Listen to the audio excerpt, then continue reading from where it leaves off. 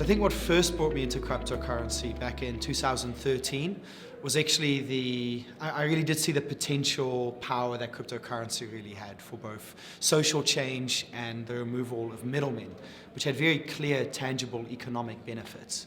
And this is really where we saw, this real revolution in monetary terms, because it's really in many ways it's a return back to commodity currency.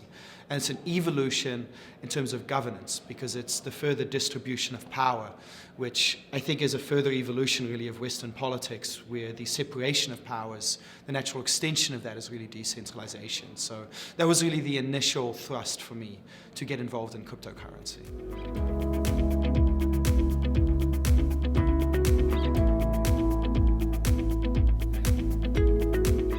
Well, I think both are valid approaches to, say, making money in cryptocurrency. And I think for me personally, it was really what my own skill set was better suited at. So I have a background in the humanities, actually, political philosophy and history. And with that background, I was really able to understand cryptocurrency and really dig into the weeds and get into understanding consensus algorithms and really having that high conviction as well in the space as a whole, which I think fundamental analysis is better suited for, in that if you really see the value and you really have the conviction in cryptocurrency and you can see where that's heading, then I think fundamental analysis is a better approach for having high conviction, because then you really can give people exposure to the best possible cryptocurrencies at all times. And that's really the mandate for Cyber Capital as well, to really achieve that goal.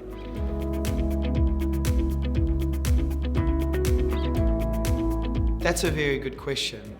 The reason for that is I think a lot of mistake that people make is that they think, coming from the financial world, that you can simply just apply the same fundamental analysis to cryptocurrencies. However, that's not the case at all, actually, because yes, some of that knowledge set is helpful, but at the same time, you need to bring in new disciplines as well to really fully comprehend cryptocurrency, including computer science, including economics, including the anthropological aspects as well. I mean, these are running social experiments, so to speak, and we need to observe and learn from this experience and be empirical as well.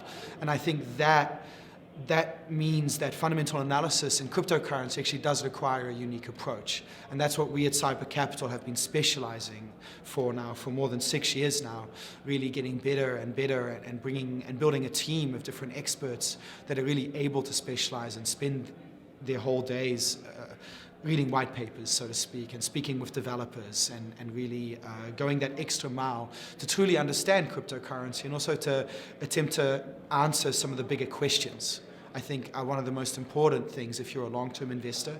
You really have to ask yourself, is the future proof of work? Is it proof of stake? Is the future monolithic scaling, or is it modular scaling? And I think if you don't have a good grasp of these bigger questions, I think you're running rather blind into cryptocurrency investment.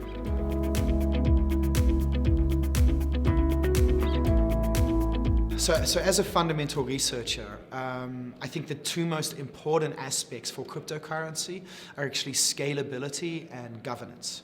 Scalability has a large focus today, and as a fundamental researcher, we have strong views on this, being big believers in the monolithic approach to scaling as opposed to the modular approach to scaling. But arguably what's even more important is how do we achieve true decentralized governance? And I think this is still very far off compared to scaling in terms of us really figuring it out. And most likely we still need to go through several iterations or several more experiments, potentially experiments even failing, for us to learn the lessons of how do we do decentralized governance. And this in particular has been an area of my focus on how to ensure that validators have sufficient long-term incentives. Because I believe this is specifically a problem that we've seen in the past, where cryptocurrencies have made the wrong decisions or power ended up collecting in the hands of a few. And this is something we really want to avoid, because if a cryptocurrency is centrally governed, it creates a type of gatekeeping for the rules, and that's defeating the entire purpose of cryptocurrency in the first place.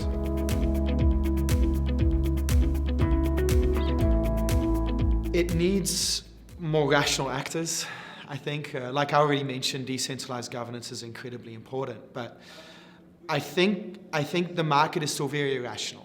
Like if we look at the top 20 in the coin market cap right now, I would only consider about 4 assets to be legitimate investments in terms of really understanding where things are going. And that means that we're still so far off from this being a market that has the same level of sanity as, say, the stock market. You know, I mean, you can't say the same about the top 20 assets in cryptocurrency. So what that comes down to, I think, in the end is understanding. Like people need to understand what cryptocurrency is. What is a consensus algorithm? How do we do good governance? And if people don't understand this, I think we're going to continue falling into the same traps of making the wrong decisions and supporting projects that frankly make all of cryptocurrency look bad. And the thing about cryptocurrency is the majority of projects out there don't make sense. But the ones that do make sense profoundly so in a world-changing way and with really major tangible economic benefits as well, which is where we come in as investors to be able to identify that.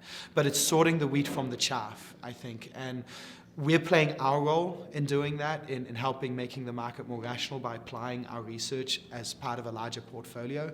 But I think what cryptocurrency really need is this reality check, where more people can approach this rationally and in a thoughtful way, where they actually understand what they're doing. And for that matter, actually, I think this bear market, this big drawdown that we've seen over the last 6 months, in many ways is actually a positive thing, I think, because it creates a type of, say, cleansing where a lot of the people that maybe don't have true conviction are not going to hang around in a bear market. And the people that do are going to stick around and build great, great things. And that's something that I'm genuinely excited for. So upwards and onwards, I would say.